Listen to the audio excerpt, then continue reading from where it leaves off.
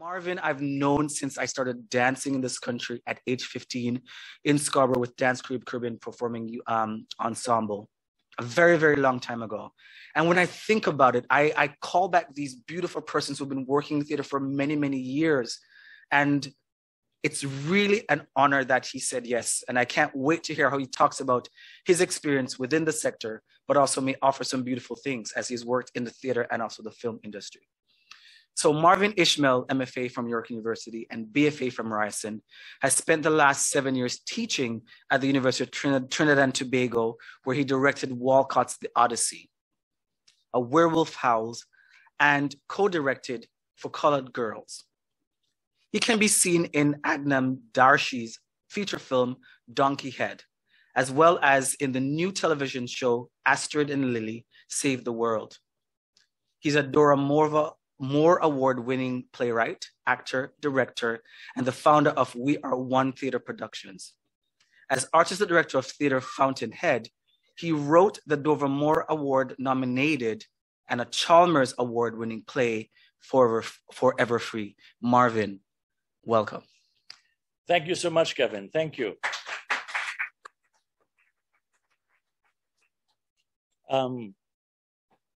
I too would like to acknowledge just the satisfaction and the pleasure and privilege of being in this wonderful country and paying tribute to all the indigenous tribes and the land, because in my mind, it still belongs to them. For the opportunities that I've had over the years from coast to coast to work on stage and in film, I thank them. Like Kevin, I migrated here from Trinidad and Tobago because I always knew that I needed something more with my training.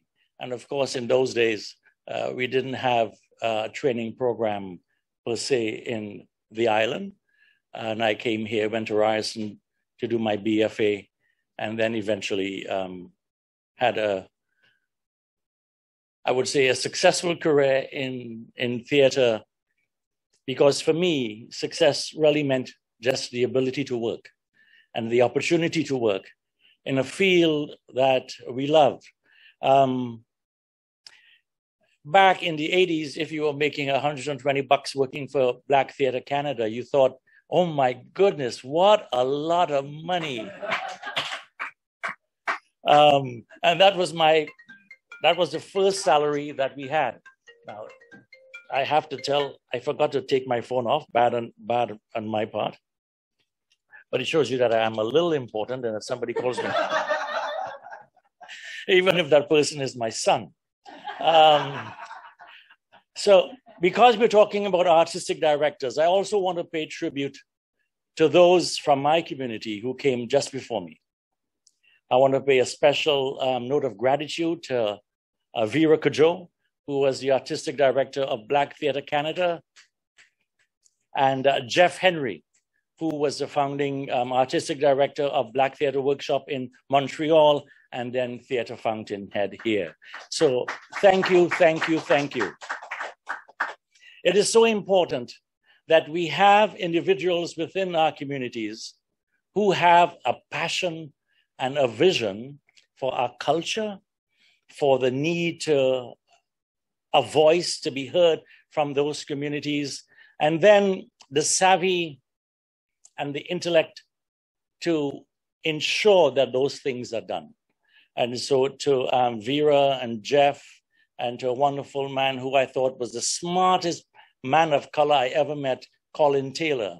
He could talk a storm around you just because his degree was in philosophy. So nothing was ever black or white. It could be anything that Colin wanted to. And so for all those brilliant minds and the wonderful actresses that we've had the occasion to work with over the years, I say thanks a great deal. Thank you. One of the first things that I sort of wanted to talk about, or the question that came to mind was, who am I? Now, I know you heard from Kevin in terms of what I've done, and I've often asked myself, well, who exactly are you? You see, I've never seen myself as an East Indian actor from Trinidad. I've never. I always thought I was just somebody from the Caribbean. I didn't realize that people were putting on me names that I didn't want. I was just an artist from the Caribbean who had a passion for the culture, a passion for the arts, and wanted to do the best that I could to ensure that voices and plays were being told from this particular part of the region. So it was amazing that over all the years that I've worked in Toronto, that when the awards from the Black community came out, I was never on the list because in their minds, I was never Black. But for me, I was always Black because that's just who I was. Because Black wasn't just a color, Black was a cultural experience. It was the passion that drives us in our hearts, that makes us go to work in the studio for free, just because we wanted to say something particular about our community. We wanted to voice concerns. We wanted to spread pride and affirmation of worth to our young people. And so for over the years, we did workshops with my theater company, Jane and Finch. And those were the most satisfying workshops I ever did.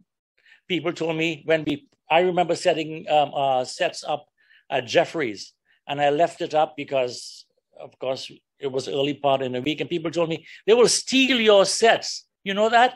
I go, no. I don't expect that from them. So sometimes we place on our youth expectations of behavior that they then come through with. The shows that we did at Jeffrey's and another school up there were then taken to Young People's Theater downtown, where they performed for the first time, many of them, young people of color, together with a number of professional artists, to showcase who they were and their voices. And that particular play was one of my favorite plays by Errol John, who is a master from the Caribbean, called Moon and a Rainbow Shawl, because for me, it expressed the need and the opportunity to get out, the choices that we make in terms of getting out of where we are from. So who am I?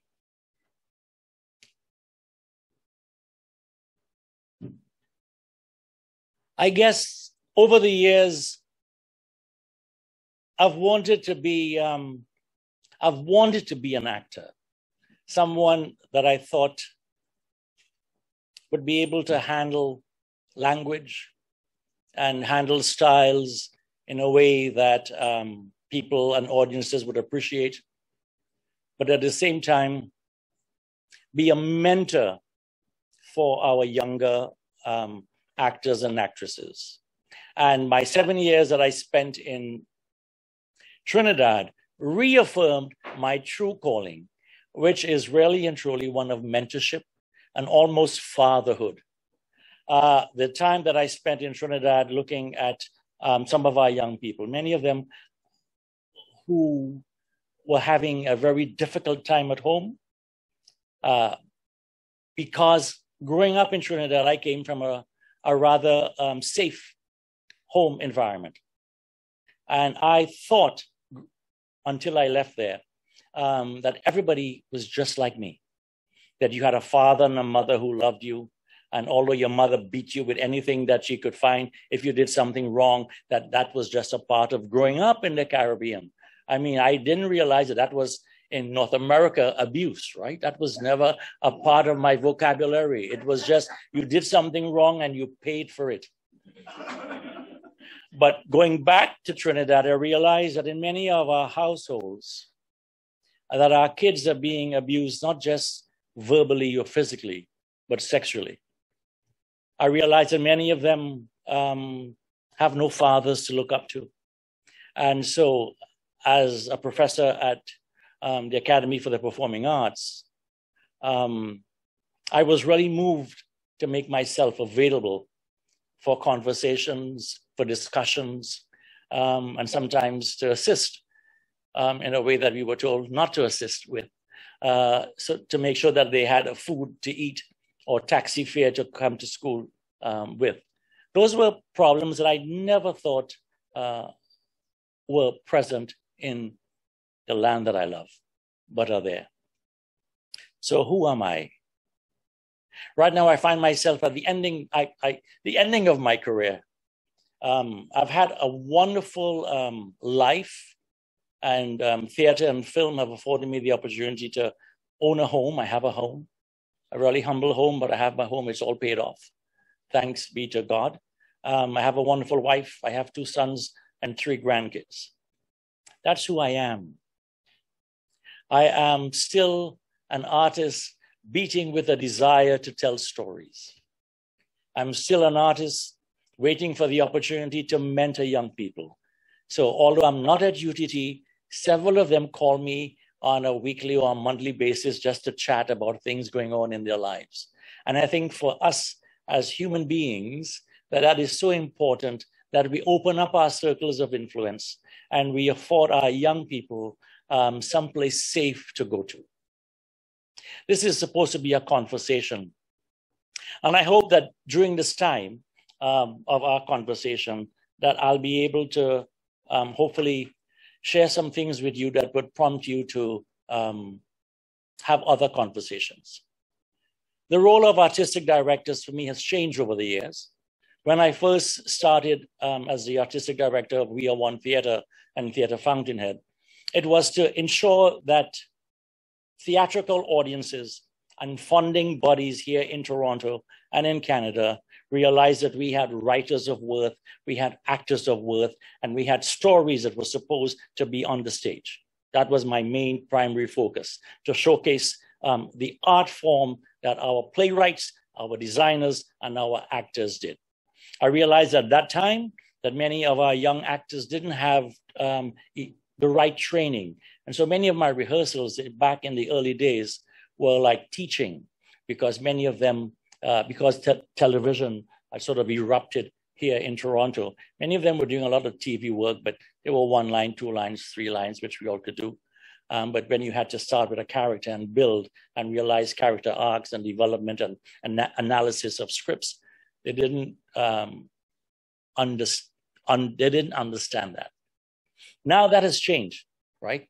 If every theater school you go to, there are people of color who are present, people of color who realize that this could be a viable way of expressing themselves on stage and in film. So then what's our purpose and our role?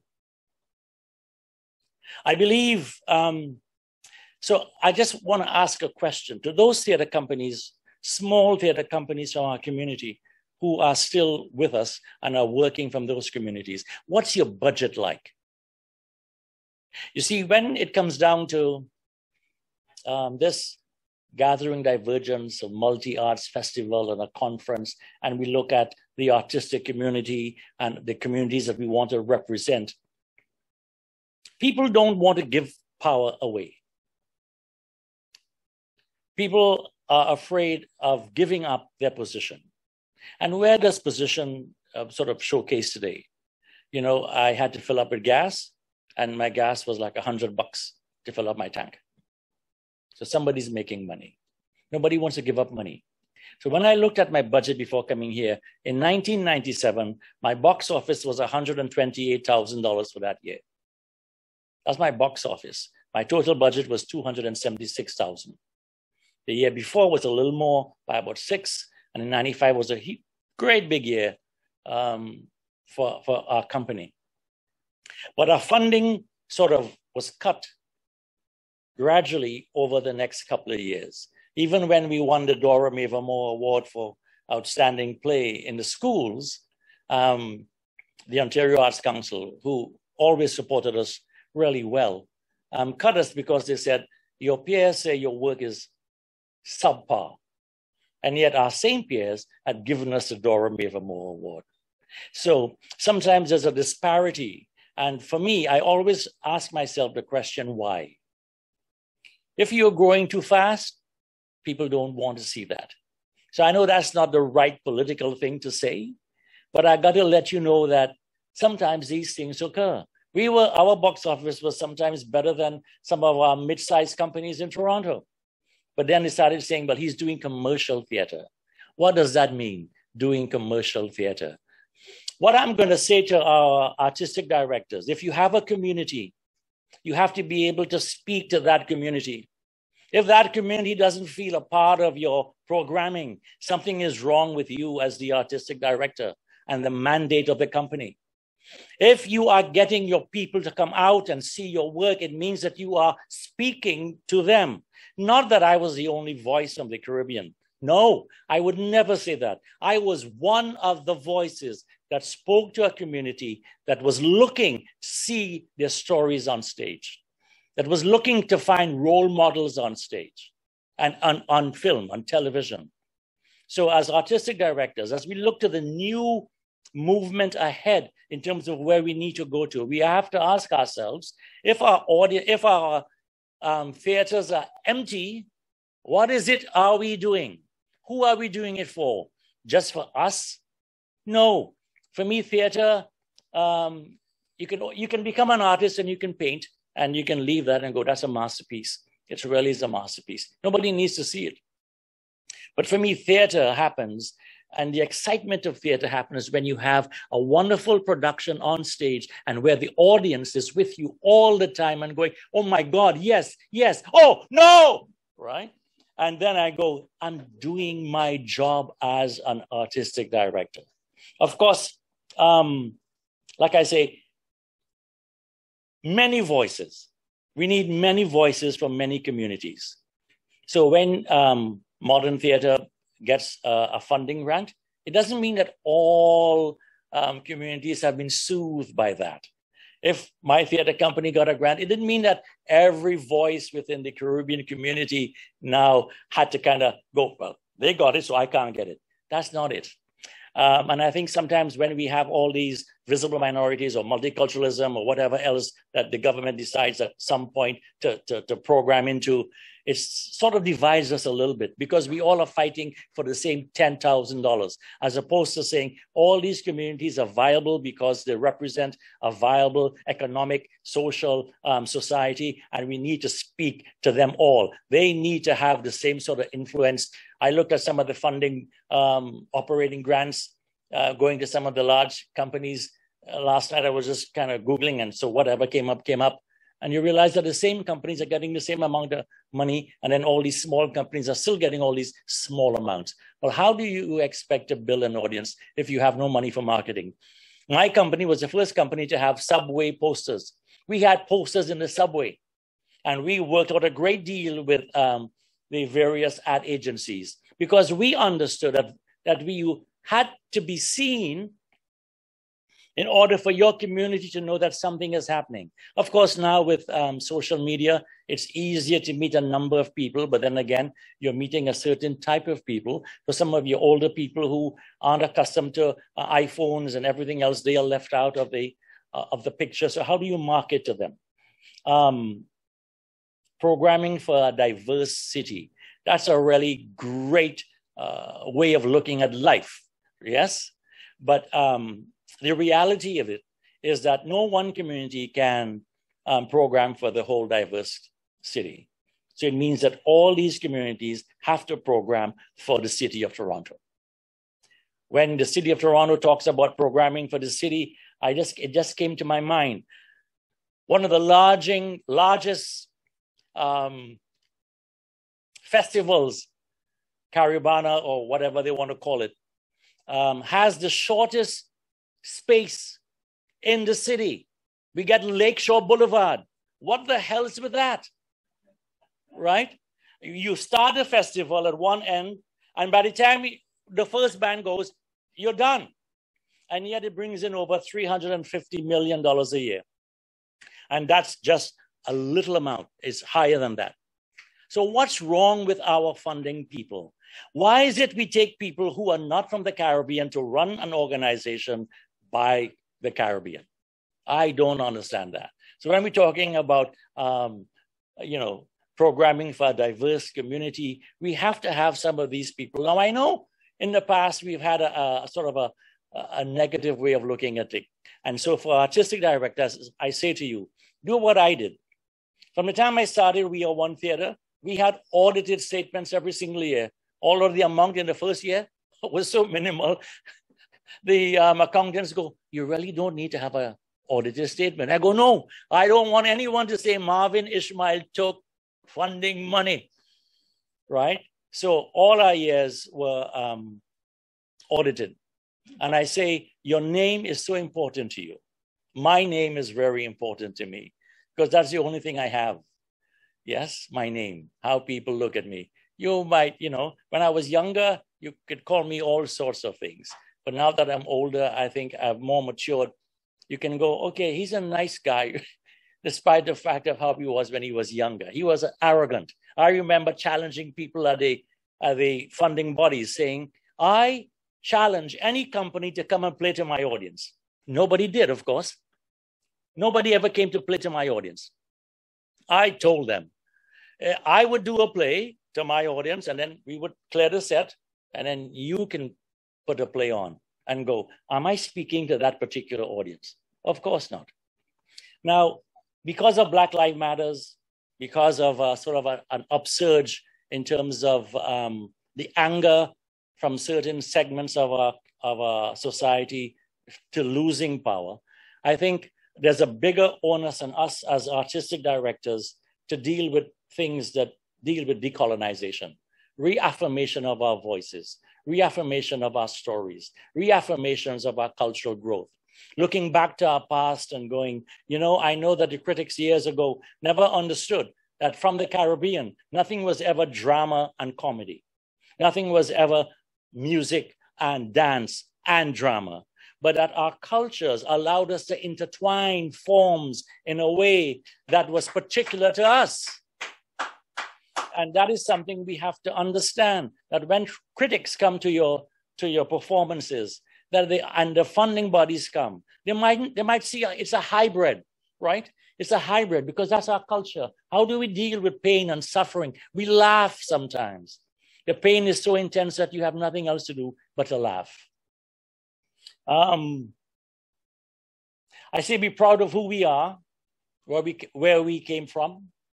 Be open to the present. And what I mean by that is our younger generations. So I have nothing, we need to pass the baton on. So I'm really happy that Kevin and Jillian and everybody else, they're doing so well because we need to pass it on to a younger generation so that they too can have a passion in terms of reaching out to our community and saying, your stories are important. You are important. Whatever you're going through now in this part of your life is important for us that we can deal with it on stage. Embrace change. Embrace the variety found within our cultural forms and let the funding bodies and our critics know that this is our form. I mean, I went to York to do my master's and realized, oh my God, device theater and all these other things were always a part of what I did in Trinidad, right? Because that's just how our bodies flow, our minds flow, our stories go. We create things. We use everything available. I think what's important now and what's exciting is that many of our young directors, our young playwrights are writing in a way that's very hybrid. And I think that's exciting. Even people who are looking, again, I see the House of Bernardo Alba is being done everywhere in Florida. I just came from Florida. It's being done here. It's been done there, like everywhere, because people are finding that these stories resonate within us, right? And finding ways to, what do I want to say about this particular story today that's different from how it was done years ago? I'm going to say one more thing, support one another. That has been one of our greatest stumbling blocks within our communities, in that we don't support one another. I have to say, being a Trinidadian, I've always gotten great support here from our Trinidadian communities, but also from our Jamaican communities. Jamaica has always supported me despite whatever it is we were doing. And don't let people tell you. I remember Keanu Reeves was in Hamlet, right? And people, they did it. Why? They wanted audiences to come to their theater. Nobody said anything. Well, some people might have said some negative things, but all in all, it was a good way, because on Broadway, you always have stars in most of the shows. If you don't have a star, you don't have a show, unless it's a new show that people gradually sort of fall in love with.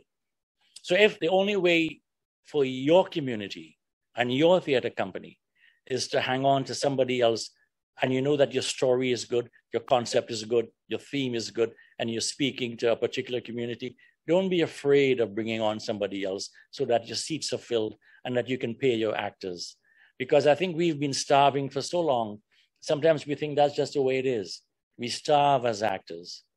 But you know, one thing that burns within our hearts is our desire and our passion for our craft, for our stories, and for our people.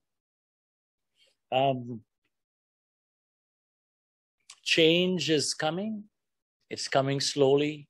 I still remember being one of the founding members of the first symposium on non-traditional casting in the city.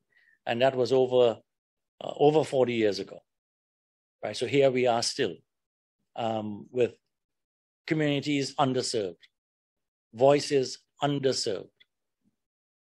It shouldn't be like that, but it's like that. But what does that mean? It doesn't mean that there's no hope. In fact, it means quite the opposite. It means that there is hope, that you can bring about change, that you as a young artist ensure that your voice is heard, ensure that you have a passion for what you do, and let no one stop you from doing what you think you need to do. We started We Are One Theater with a $6,000 promise of plays in the schools. And then from that $6,000, it just moved on from there. So nothing is impossible. To all the funding bodies, we thank you for your support of various communities over the years.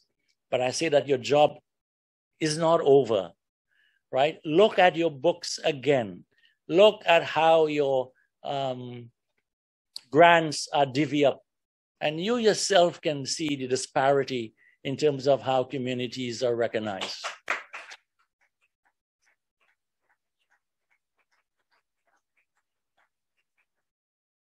So again, as I close, waiting for some time for any questions, but my thanks to all the support over the years from all the people I've worked with. And I close with this final thing. I did a movie with Agam Darshi, who is a wonderful writer, director, and actress, DonkeyHead. And it was one of the few times that everybody in the cast were brown people. And the people at the head were also brown people, and the producers were brown people. And it was the most amazing film set to be on. Just because for the first time we looked around and realized, oh my goodness, look who's directing, look who's the writer, look who's the producer. And it gave us such a feeling of accomplishment and hope and gratitude for the future, that this is what film and television should look like or can look like in this country. And I'm saying the same things to you. For all of us who have given our lives to our communities in terms of ensuring that our stories are told, there is hope because there's a younger generation here waiting for us. My thanks to you, blessings to all. Thank you.